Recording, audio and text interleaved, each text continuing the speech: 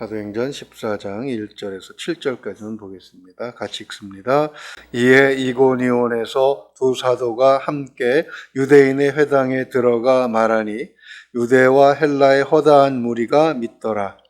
그러나 순종하지 아니하는 유대인들이 이방인들의 마음을 선동하여 형제들에게 악감을 품게 하거늘 두 사도가 오래 있어 주를 힘입어 담대히 말하니 주께서 그들의 손으로 표적과 기사를 행하게 하여 주사 자기 은혜의 말씀을 증언하시니 그 시내에 무리가 나뉘어 유대인을 따르는 자도 있고 두 사도를 따르는 자도 있는지라. 이방인과 유대인과 그 관리들이 두 사도를 모욕하며 돌로 치려고 달려드니 그들이 알고 도망하여 루가오냐의 두 성 루스드라와 더베와 그 근방으로 가서 거기서 복음을 전하니라. 아멘. 오늘은 표적과 기사에 대해서 말씀을 한번 생각해 보려고 합니다. 오늘 본문은 바울과 바나바가 전도했던 이전 도시 비시디아 안디옥과 모든 것이 유사한 것임을 알 수가 있습니다. 1절을 보면 복음을 전했더니 허다한 무리가 믿었고, 또 2절을 보게 되면 안 믿는 자도 있어서 악한 감정을 갖게 되고 그들이 관리들을 사주해서 결국 사도들을 그 도시에서 쫓아 보냈다. 그래서 다른 도시로 가서 말씀을 전했다 하는 이 점에 있어서는 거의 동일한 면을 볼 수가 있습니다. 그런 일들이 6절을 보게 되면 루가오니아의 두 성 루스드라와 더베에서도 같이 일어나게 되는 것이지요. 그러나 다른 점이 있습니다. 우리 3절만 다시 한번 읽어볼까요? 두 사도가 오래 있어 주를 힘입어 담대히 말하니 주께서 그들의 손으로 표적과 기사를 행하게 하여 주사 자기 은혜의 말씀을 증언하시니. 아멘. 비시디아 안디옥에서는 표적과 기사를 행하게 하셨다는 그런 기록이 없지만 이고니온에서는 행하게 하셨던 것입니다. 이 차이는 무엇일까라고 한번 생각을 해봤습니다. 왜 두 지역에서는 이런 차이가 나게 하신 것인가? 왜 하나님은 사도들에게 표적과 기사를 행하게 하시는 것인가? 우리가 이런 질문을 가지고 한번 생각을 해보려고 합니다. 자, 그렇다면 이고니아라는 도시가 어떤 도시인가를 한번 생각을 해보면요. 바나바와 바울의 1차 전도 여행 지도를 보게 되면 비시디아 안디옥이나 이고니온이나 다 갈라디아 지방에 속한 도시임을 알 수가 있습니다. 우리나라로 얘기하면 대구나 또 김천이나 다 어디에 속해 있습니까? 경상북도에 속해 있죠. 그런 도시의 차이가 있는 것이죠. 인적 구성이나 문화, 정치적 상황들이 거의 유사한 것을 알 수가 있습니다. 기록을 보게 되면 로마의 식민지였지만 그리스의 문화의 영향을 더 많이 받은 지역으로 그렇게 나타나 있습니다. 선교의 첫 번째 전략, 즉 유대인의 회당을 이용해서 복음을 전할 기회로 삼는다는 것은 여기서도 그대로 실행이 된 것을 우리가 1절에서 확인했죠. 전하는 메시지는 이미 비시디아 안디옥에서 설교한 내용과 같기 때문에 반복해서 기록하진 않았습니다. 또 그 결과도 비시디아 안디옥에서 일어난 반응과 유사하게 나타납니다. 구체적인 기록은 없지만 비시디아 안디옥에서의 경험이 사도들에게 더욱 힘이 되었을 것입니다. 사도행전을 기록한 목적이 바로 여기에 있는 것이죠. 이 바울과 바나바 같은 그 선교사들, 이 사람들의 경험이 이제 후배 선교사들에게 또 나중에 전도하게 되는 사람들에게 교훈이 되고 또 간접 경험이 되어서 좀 더 효율적으로 복음을 전하게 하는 그런 역할을 하게 되죠. 물론 사도행전에 기록한 목적은 다른 성경과 마찬가지로 하나님의 은혜, 성령의 능력, 성령의 역사를 보여주기 위한 것이기도 하지만 그러나 이렇게 우리로 하여금 하나님의 일을 함에 있어서 경험을 쌓게 하려는 그런 하나님의 배려도 포함된 것이라고 할 수가 있습니다. 우리는 성경 속에서 하나님과의 관계, 하나님의 은혜, 또 십자가의 은혜 이런 것뿐만 아니라 믿는 자가 걸어가야 할 신앙의 길 그리고 인생의 길에서 지극히 필요한 지혜 같은 것을 터득할 수가 있다는 것입니다. 그래서 잠언 1장 7절을 보게 되면 여호와를 경외하는 것이 지식의 근본이거늘 미련한 자는 지혜와 훈계를 멸시하느니라 이렇게 말씀하고 있죠. 하나님을 경외하는 것이 이미 지식을 얻는 지름길이고 지혜를 소유하게 되는 첩경이라고 말씀을 하고 계시는 것입니다. 요즘에 젊은이들은 성경을 우습게 여기는 그런 경향이 있습니다. 잘 안 읽죠. 왜요? 재밌는 게 너무 많아서. 저도 인터넷하고 이 핸드폰 들고 있으면 이 정보 저 정보 또 재밌는 이야기들 이런 거를 이렇게 보다 보면 어느새 시간을 너무 많이 뺏기는 그런 경우가 있는 것을 볼 수가 있습니다. 성경이 2000년 동안 계속해서 우리 손에 주어지면서 많은 사회에 영향을 끼친 것, 성경이 전파된 곳에서 일어난 놀라운 역사들, 변화들을 보게 되면 잠깐 있다가 사라지는 그런 문화하고는 비교가 안 되는 것이죠. 인간을 창조하신 하나님께서 우리 인간에게 필요한 가장 기본적인 것들을 성경에 기록해 놓으셨다고 저는 믿습니다. 그런데 이 좋은 것들을 선포해도 저항하는 사람들이 있습니다. 2절 보십시오.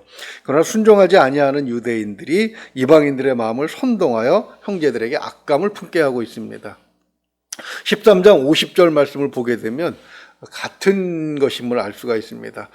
복음에 대한 이러한 반대는 어디서나 나타난다는 것이죠. 복음이 처음 전파되는 지역뿐만 아니라 이미 전파된 지역에서도 구원받은 자가 많아지면 많아질수록 교회, 이 그리스도 교회에 반감을 갖는 사람들도 많아진다는 사실을 우리는 잊어서는 안 됩니다. 그것은 그만큼 사탄이 최후의 발악을 하기 때문에 그렇습니다. 아직 자기 손에 있을 때는 그렇게 자기 정체를 그렇게 폭로할 필요가 없죠. 그러나 완전히 쫓겨나게 될 경우에는 어떻습니까? 그 지역을 지키겠다고 발버둥을 치게 되는 것이겠죠. 그러나 이러한 비밀을 알고 있는 사람들은 그러한 그 악감정, 그 다음에 그런 선동에 의한 폭력 이런 거에 결코 흔들리지 않습니다. 두 사도들도 담대함을 보여주고 있죠. 13절 보십시오. 두 사도가 오래 있어 주를 힘입어 담대히 말하니 이렇게 말씀하고 있습니다. 주께서 그들의 손으로 표적과 기사를 행하게 하여 주사 자기 은혜의 말씀을 증언하게 하셨다. 그러니까 BCD 안디옥에서도 물론 담대히 했지만 이 이고니온에 와서는 경험이 한 번 있기 때문에 더 담대하게 요령껏 지혜롭게 복음을 전하는 일을 더 효율적으로 할 수 있었을 것입니다. 그리고 성령께서도 이 두 사도의 그 능력에 말씀에 더 힘을 부여해 주시기 위해서 더 많은 표적과 기사를 행하게 하신 것을 볼 수가 있죠. 왜 더 오랜 시간이 이고니온에서 있어야 했던가? 13장 49절을 보게 되면 주의 말씀이 그 지방에 두루 퍼지니라 이렇게 돼 있죠. 비시디아 안디옥에서도 그렇게 퍼졌는데 바로 이고니온도 그 지역의 중심 도시이기 때문에 주의 말씀이 지방으로 퍼지기 위해서는 그만큼 더 많은 시간이 필요하다는 얘기죠. 더 많은 사람이 말씀을 들어야 하고 또 제대로 전하려면 더 많은 시간 성경에 대해서 좀 더 자세하게 배워야 되는 것이죠. 그렇게 배출된 사람들이 더 먼 곳까지 가서 또 더 많은 지역에서 복음을 전하고 있는 것이죠. 하나님은 표적과 기사를 행하게 하셔서 사도들의 사역을 힘있게 하신 것은 복음이 더 빨리, 더 많이, 더 확실하게 전파되도록 도와주신 것임을 우리는 확인할 수가 있는 것입니다. 그러기 위해서는 오래도록 그 지역에서 복음을 전해야 되겠죠. 이 표적과 기사에 대해서 우리가 나온 김에 한 번 더 생각을 해보자는 것입니다. 처음에 질문한 것처럼 왜 BCD 안디옥에서는 표적과 기사를 주시지 않으셨는데 여기서는 주셨는가라는 질문을 가지고 시작을 했습니다. 그런데 오늘 본문을 보게 되면 이 BCD 그 표적과 기사를 행하여 주사 3절 하반절을 보면은요, 자기 은혜의 말씀을 증언하셨다. 무슨 말씀입니까? 이 사람들이 나의 말씀을 전하는 종이다. 그런 것을 표적과 기사로 증명해 주셨다. 이렇게 해석해도 되는 것이죠. 사도행전 15장 2절을 보게 되면 이것이 예루살렘에서도 필요했던 일임을 알 수가 있습니다. 15장 2절만 잠깐만 한번 넘어가 보십시오. 바울 및 바나바와 그들 사이에 적지 않은 다툼과 변론이 일어난지라 형제들이 이 문제에 대하여 바울과 바나바 및 그 중에 몇 사람을 예루살렘에 있는 사도와 장로들에게 보내기로 작정하니라. 그러니까 바울과 바나바가 이방인들에게 복음을 전했다. 근데 할례 문제로 이제 예루살렘에서 난리가 난 겁니다. 그랬을 때 그것을 어떻게 해결을 합니까? 15장 12절 보면 온 무리가 가만히 있어 바나바와 바울이 하나님께서 자기들로 말미암아 이방인 중에서 행하신 표적과 기사에 관하여 말하는 것을 듣더니 이렇게 돼 있죠. 그러니까 소란이 일어났습니다. 아니 할례도 받지 않은 이방인이 무슨 하나님의 백성이냐, 그들에게 왜 세례를 주느냐, 그들 어떻게 교회의 한 식구로 형제로 자매로 받아들일 수 있느냐, 이런 논란이 일어났을 때 그들에게 복음을 전할 때 표적과 기사를 하나님께서 주셨는데 우리가 어떻게 하냐, 하나님이 그들을 받아주셨는데 이런 논쟁의 종지부를 찍는 역할을 표적과 기사가 했다는 것입니다. 히브리서 2장 4절에서 바로 그 활용성에 대해서 이렇게 말씀하십니다. 하나님도 표적과 기사들과 여러 가지 능력과 및 자기 뜻을 따라 성령이 나누어 주신 것으로서 그들과 함께 증언하느니라.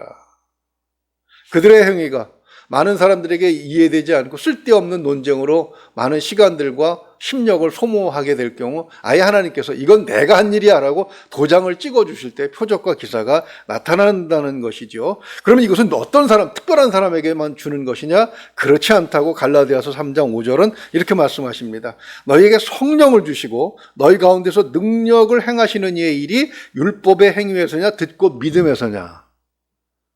그러니까 믿음을 가진 자들에게는 다 주셨다, 그런 의미입니다. 그리고 이 복음을 전하고자 하는 자들에게는 하나님께서 아낌없이 표적과 기사를 부어주신다는 사실을 사도 바울의 입을 통해서 우리는 확인할 수가 있는 것이죠. 그렇지만 잘못된 그 신학적인 그 생각을 갖고 있는 분이 있습니다. 즉 표적과 기사가 믿음의 바탕은 아니라는 것입니다. 믿음의 핵심은 아니라는 것이죠. 주님은 누가복음 16장에서 그 거지 나사로와 부자의 비유를 말씀하십니다. 둘 다 같습니다. 둘 다 모든 사람이 가는 길로 갔습니다. 거지 나사로는 아브라함 품에 안겨 있었고, 그 다음에 부자는 어디로 갔습니까? 부자가 다 글로 가는 것은 아닙니다. 그렇죠? 주님을 따라다니던 부자들도 많이 있었습니다. 근데 그 부자는, 비유에 나오는 부자는 꺼지지 않는 불이 타는 지옥에 있었어요. 그리고 거지 나사로가 아브라함의 품에 안겨 있는 것을 보고 뭐라고 요구합니까? 저 나사로를 우리 형제들에게 보내서 지옥과 천국이 있는 것을 좀 전하게 하고, 그리고 회개하고 이곳에 오지 말게 해달라, 그렇게 간구하죠. 그런데 어떻게 말씀합니까? 16장, 누가복음 16장 31절을 보게 되면 이르되 모세와 선지자들에게 듣지 아니하면 비록 죽은 자 가운데서 살아난 자가 있을지라도 권함을 받지 아니하리라 하였다 하시니라. 기적과 표적을 보고 믿는 것은 믿음이 아니다, 이렇게 할 수가 있습니다. 오직 뭘로? 말씀을 듣고 믿는 것이 진짜 믿음이라는 사실을 증언하신 것이죠. 표적과 기사를 본다고 믿음이 생기진 않습니다. 본문 4절이 그것을 그대로 증언하고 있지 않습니까? 무리가 나뉘어 유대인을 따르는 자도 있고 두 사도를 따르는 자도 있느니라. 표적과 기사가 행해졌는데 그러면은 야, 이거 하나님 정말 살아계신 하나님이구나 하고 모든 사람들이 다 바울과 바나바의 말씀을 들어야 하는데 그렇지 않다라는 사실을 성경이 그대로 증언하고 있습니다. 이 문제는 우리가 내일 한번 왜 그런 현상이 나타나는지 내일 아침에 한번 생각을 해보려고 합니다. 어쨌든 복음은 중요한 것은 복음인데 이 복음이 선포되는 곳에서는 평화가 아니라 분리가 일어난다는 사실도 우리가 생각해 볼 수가 있습니다. 마태복음 10장 34절을 보게 되면 주님이 이렇게 말씀하시죠. 내가 세상에 화평을 주러 온 줄로 생각하지 말라. 화평이 아니요 검을 주러 왔노라. 똑같은 유대인들임에도 불구하고 복음을 듣고 은혜로 그것을 받아들이고 믿어서 구원받는 자가 있는 반면에 오히려 믿지 않고 복음 전파를 방해하는 자들, 이렇게 둘로 나누어지는 것을 볼 수가 있습니다. 그것은 이방인들에게도 동일하게 나타납니다. 믿는 자들이 있고 믿지 않는 자들이 있다는 사실을 계속해서 우리가 사도행전에서 확인하게 되는 것이죠. 즉 표적과 기사는 믿는 자에게 믿음을 더하게 하시려고 주시는 것일 뿐 믿음의 핵심은 아니었다는 그런 결론에 우리가 도달하게 되는 것입니다. 말씀을 정리합니다. 6절을 보게 되면 비시디아 안디옥에서 쫓겨난 것처럼 여기서도 또 쫓겨나고 있습니다. 그러면서 그것으로 우리가 왜 좋은 일하고 이렇게 항상 핍박을 받아야 돼? 하고 좌절하는 것이 아니라 7절 말씀을 보게 되면 또 다른 도시로 가서 복음을 전했다, 이렇게 말씀하고 있죠. 쫓겨나는 것도 사실은 하나님의 은혜라, 하나님의 인도하심이라고 보는 것입니다. 왜요? 떠날 때가 되었기 때문에. 사람들은 계속 잡을 겁니다. 은혜 말씀을 더 배우고 싶고 더 그렇지만 하나님께서 이제 됐다라고 생각했을 때 또 이렇게 떠날 수밖에 없도록 만들어 주시는 것도 볼 수가 있습니다. 표적과 유사보다 선행하고 더 확실하게 중요한 것, 그것은 말씀의 은혜를 사모하는 일임을 성경은 확실하게 보여주고 계십니다. 말씀만으로도 은혜를 받을 수 있는 바로 우리가 복된 자들임을 기억하시기 바랍니다. 그 믿음 속에서 그 믿음대로 할 때 하나님께서 필요하시면 표적과 기사도 허락해 주실 줄로 믿습니다. 늘 믿음 안에서 하나님의 능력을 체험할 수 있는 저와 여러분 될 수 있기를 주님의 이름으로 축원을 드립니다. 기도하겠습니다. 은혜로우신 우리 아버지 하나님, 비록 표적과 기사가 없더라도 말씀만으로도 은혜를 받게 하시고 말씀만으로 구원의 자리에 들어가게 하시니 진심으로 감사를 드립니다. 하나님, 사도들이 말씀을 전할 때에 많은 사람들을 더 믿게 하시려고 하나님께서 표적과 기사를 더하여 주셨지만 참으로 그것을 보고도 믿지 않는 자들이 있었음을 우리는 말씀을 통해서 거듭 확인하고 있습니다. 하나님, 말씀만으로도 은혜를 받으며 말씀 속에서 살아계신 하나님의 음성을 들을 수 있는 우리가 얼마나 복받은 자들인지 다시 한번 확인하게 하셨사오니 오늘 하루도 하나님의 백성으로, 하나님의 자녀로, 예수 그리스도의 제자로 담대하게 살아갈 수 있도록 하나님 도와주시고 인도하여 주시옵소서. 우리가 복음 안에서 담대할 때 하나님께서 필요하면 표적과 기사도 허용하여 주실 줄로 믿습니다. 그리 아니하실지라도 늘 주님 안에서 흔들림 없는 그런 삶을 살아가는 우리가 될 수 있도록 하나님 용기와 담력을 허락하여 주시옵소서. 믿고 의지하며 우리 주 예수 그리스도 이름으로 기도하옵나이다. 아멘.